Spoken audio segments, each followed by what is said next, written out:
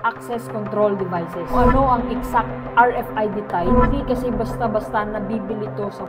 And number 3, ito ang mga kailangan natin i-consider bago tayo bumili ng RFID cards. Tara, pag-usapan natin. For today's example, cards for access control devices. Ano nga ba talaga ang kailangan natin i-consider para malaman natin kung fit ba or allowed ang RFID na bibilhin natin? Number 1, consult with your supplier.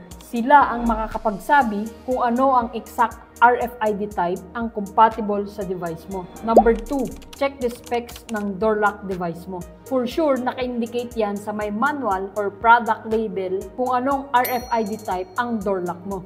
And number 3, worst case scenario, wala kang supplier, wala kang manual, maghanap ka talaga ng ibang supplier mo. At the same time, replace all your door lock devices. Kahit na mag-replace ka ng mga RFIDs, possible kasi na hindi mag-fit or mag-compatible yung card mo dun sa mga existing door lock. At hindi kasi basta-basta nabibili to sa market. Anong reason nila? Kasi nakadepende yan sa compatibility for the purpose of security ng iyong property. Remember, long-term partner are crucial for your hotel success.